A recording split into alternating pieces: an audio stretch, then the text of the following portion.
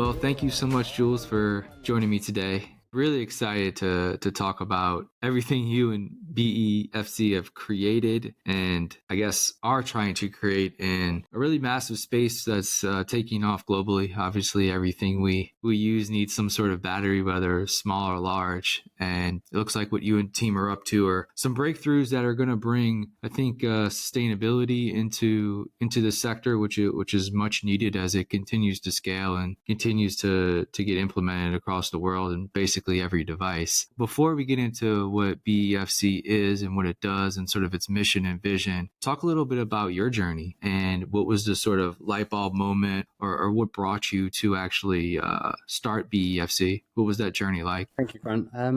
My personal background is electronic engineering. So I studied a bachelor's and master's before then doing a PhD in bioelectrochemistry. And after my PhD, I decided to return to my birth city in Grenoble in the Alps, surrounded by the mountains, to join a research group in plantable biofuel cells. When I joined this research group, the vision was to power things like pacemakers and insulin pumps with the power of the body. And we were using enzymes to harvest the energy from glucose, a type of sugar, and oxygen to create electricity to power these implantable devices. But when I just joined the team, I realized that there's probably a missing opportunity to market and to sell implantable devices is incredibly complicated and expensive. And I wondered if we could use the same technology to power small portable devices. Right.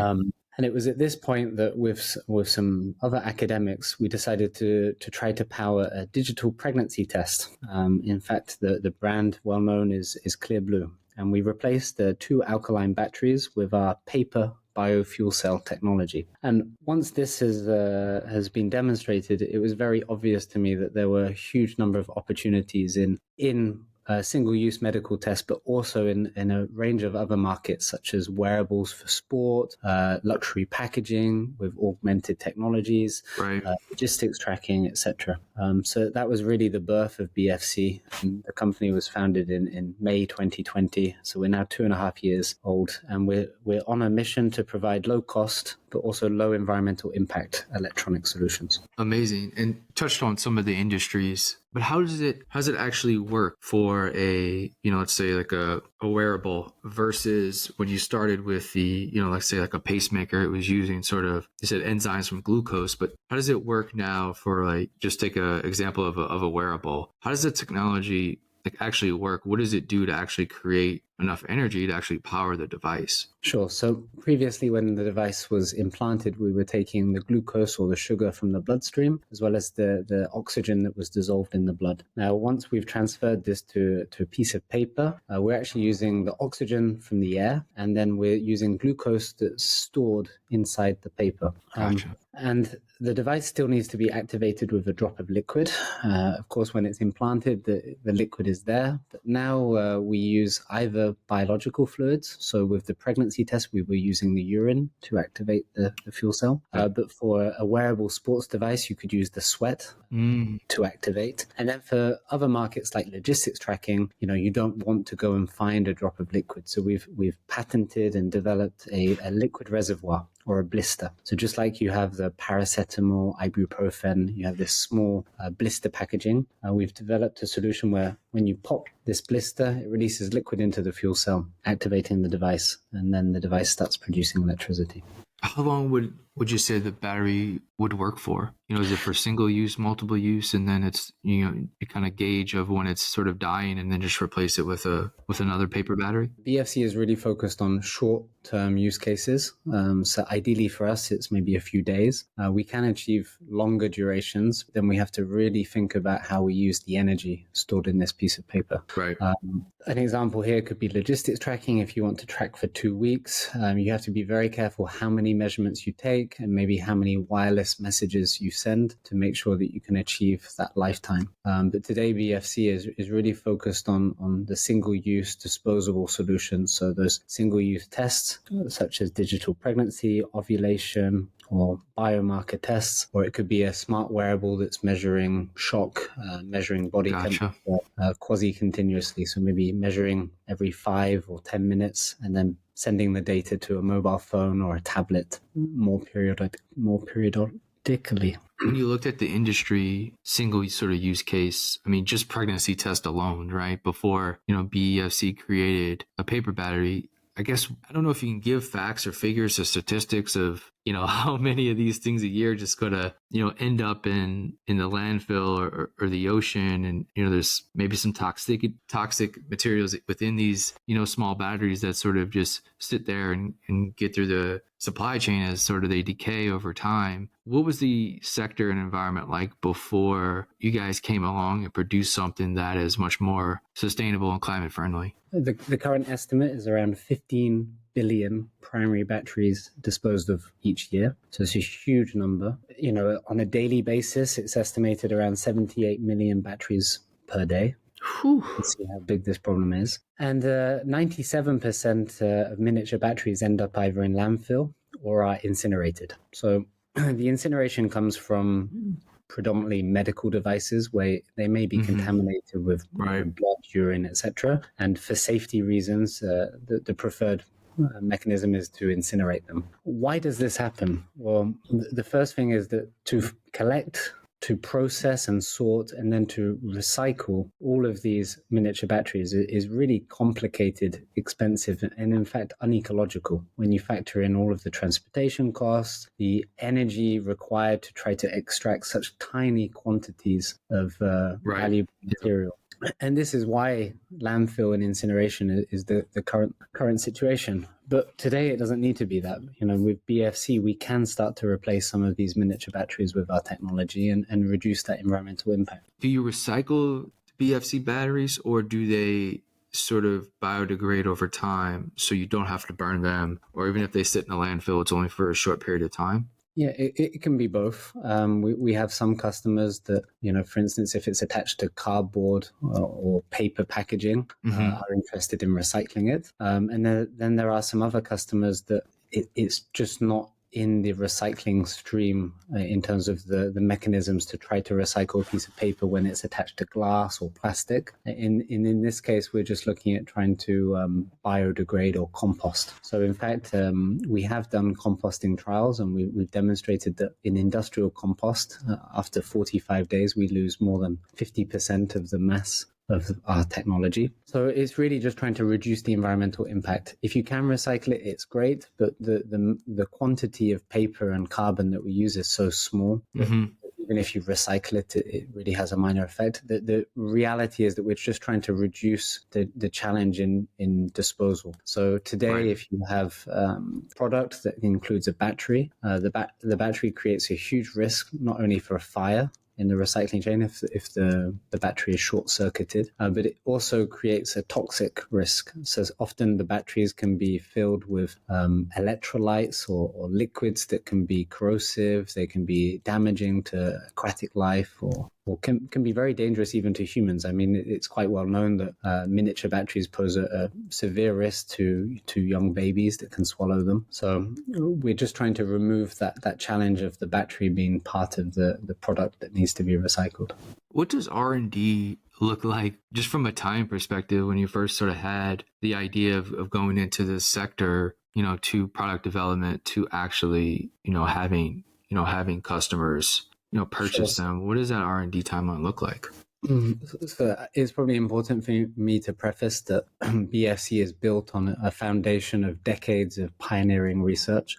We've been the world leaders in implantable fuel cells and enzyme sensing for quite some years, and I was very fortunate to join this research group. I think the major thing for BFC has been, since our creation, we focus really heavily on the economic part of the business model. In today's world, there's a huge increase in the cost of metals and materials used to produce batteries. But what we focused on is selecting enzymes that could be produced at very large scale, could provide a low-cost opportunity for BFC to provide an energy. And actually, it was our co-founder and product manager, Dr. Marie Birchuel, who really worked on this heavily and changed the game for us. by using enzymes that are used, for instance, in the food and beverage markets, we can achieve a price point that allows us to compete with traditional alkaline batteries. And this was really a key part of our success. Now we're really focused on mass production. So this means taking the traditional materials that we used of carbon paper and cellulose paper and transforming it to a printed process. By doing this, we can move from producing 1,000 units per day to producing, we hope, 1 million units per day. Wow. And that's really key for us to addressing this huge problem. Going back to industry real quick, what would you say are the biggest consumers of the product right now? Would it be sort of healthcare, medical versus, wearables and sort of other IoT devices? Would you say healthcare is number one, or is it something else? I would say that the biggest traction we have is probably in logistics.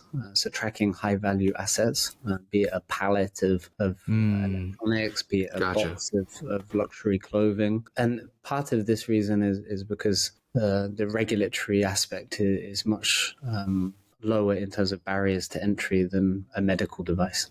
However, I would say that the actual interest from the medical sector is probably larger. And I would say in the last few years, we've seen a huge shift towards patient-centric or even wearable technologies. And I think this will grow significantly in time. And once we start to deploy examples of BFC technology powering wearable patches, I think this could become a much larger market for BFC. For logistics, healthcare, let's say, does the battery function is it the same battery, or is it slight changes based on industry specific things? That's a really good question. So in fact, we can adjust the materials that we use, the shape and size of our fuel cell to meet different market sectors, but not just different market sectors, different use cases. Mm-hmm. So depending on the types of sensors and depending on the types of wireless communication that we use, we can adjust the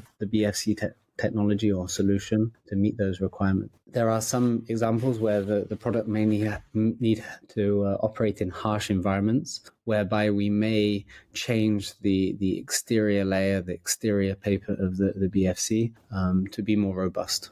Maybe it needs to be submerged in a liquid. It may have to be slightly oil resistant. Mm-hmm. We might look to adjust the paper properties to resist.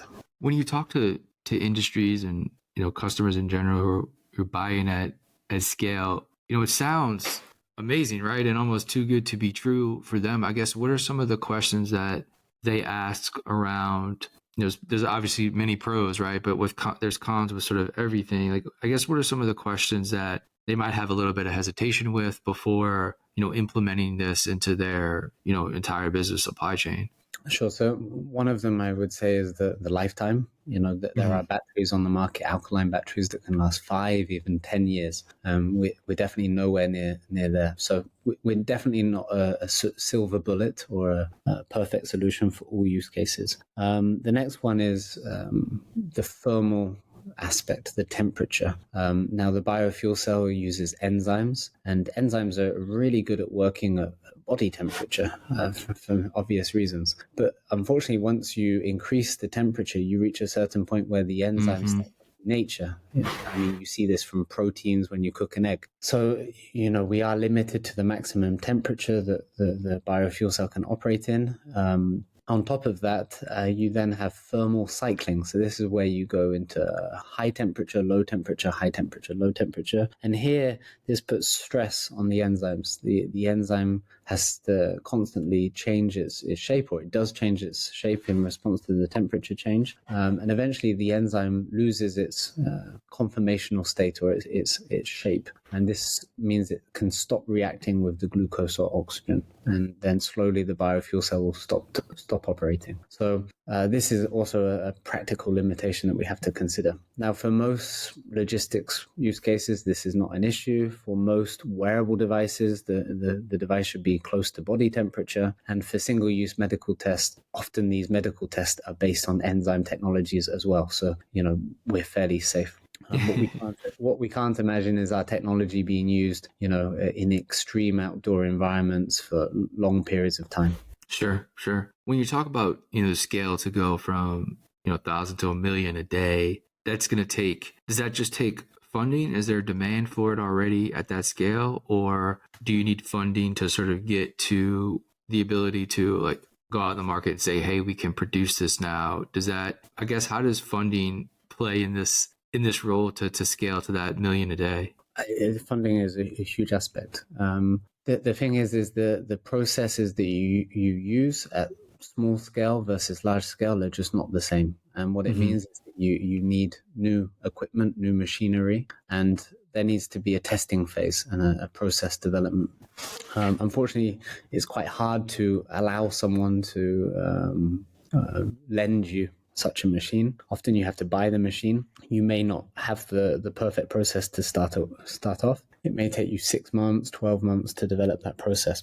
And this is really where venture capital, VC funding comes in, where the VC world, they see an opportunity, they see the upside potential, and they're willing to take the risk to fund that equipment, the machinery, and the process development time to allow you to get there. But no, you're right. Funding is an incredibly important part of deep tech. Yeah. So the machines are they essentially custom made? Is that why you kind of have to purchase them?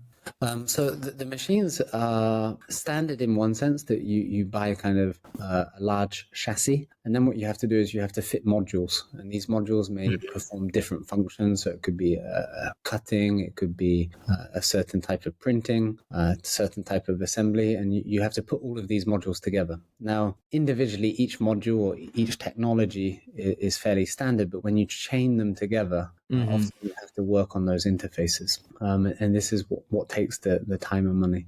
Is 3D printing, is 3D printing capabilities for this eventually? Does the machine do that, or is that just too far down the? So we don't actually use so much 3D printing, but we use kind of what we call rotary screen printing and flexographic printing. These are much faster. Now, we don't need very thick or complicated shapes or layers in the biofuel cell. So 3D printing is super interesting. I don't want to detract from that. Sure. But for our application, the throughput that we need, 3D printing is just today not a solution. We're looking at printing meters per minute, whereas on 3D printing, you just can't get to that throughput. Yeah. I'll end here in a little bit about the future. I know you guys are probably learning the new stuff every single day, and the market is changing every day, and there's just new industries even popping up every day, right? But when you look at the future of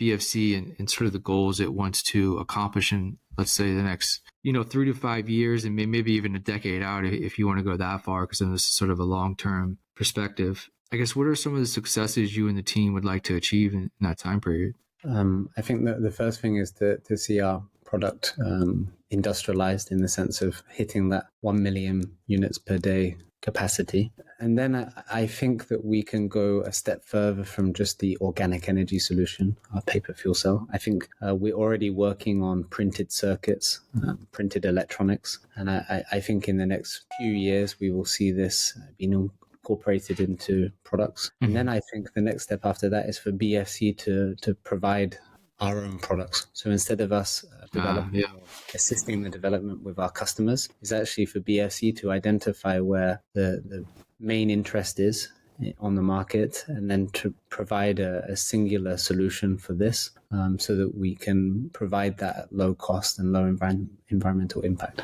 Amazing, my man. Thank you so much for taking the time, and best of luck to you and the team in this endeavor. I know it's a incredible lift and incredible hard work and research that goes into creating something like this for the global environment and the scale of all these industries as so the world moves completely digital, but also global, and trying to adjust for climate and sustainability into all this. So best of luck to you and the team for the next decade. Thanks for taking the time. Well, thank you very much.